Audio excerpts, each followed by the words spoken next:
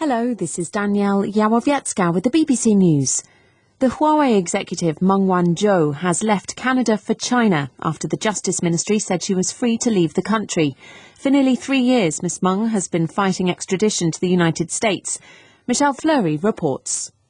Appearing virtually in a New York court, Meng Wanzhou pleaded not guilty to multiple bank fraud charges, the culmination of a deal with the US Justice Department that would allow her to leave Canada, where she's been under house arrest.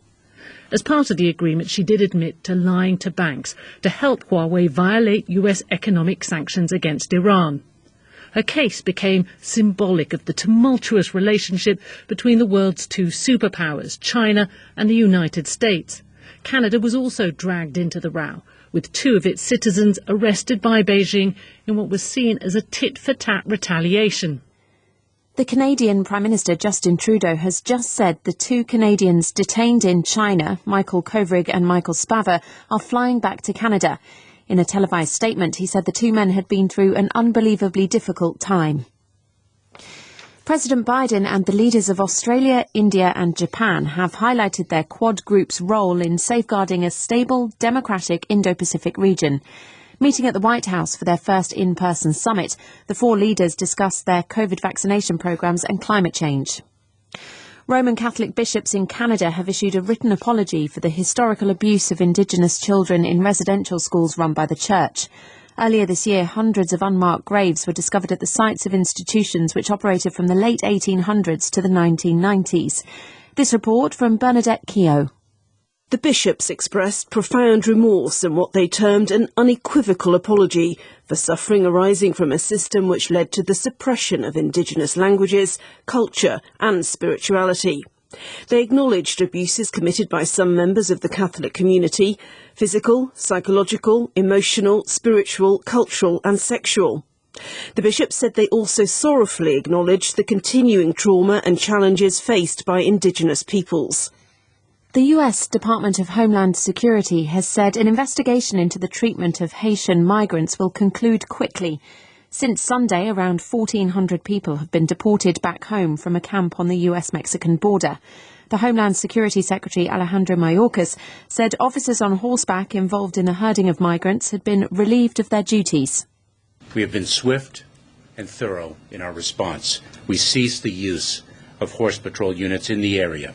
The agents involved in these incidents have been assigned to administrative duties and are not interacting with migrants while the investigation is ongoing.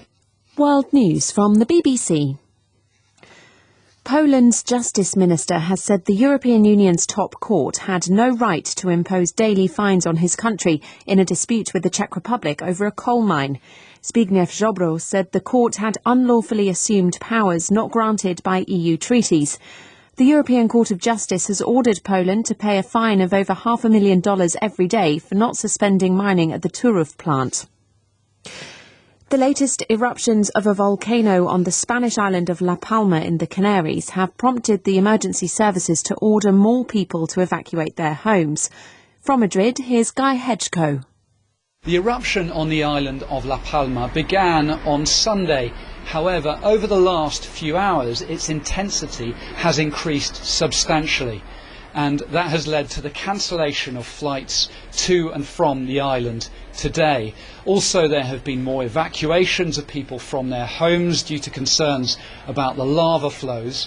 Over the last week or so, there have been around 6,000 people evacuated from their homes. Already around 400 properties have been consumed by the lava.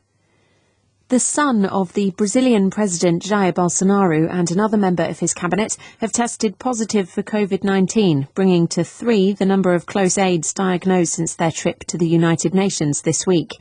The Health Minister Marcelo Queiroga tested positive earlier this week in New York.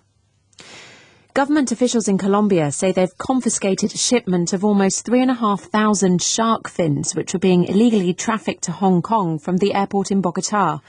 Officials believe around 1,000 large sharks have been killed for their fins, which are considered to have health properties in some countries.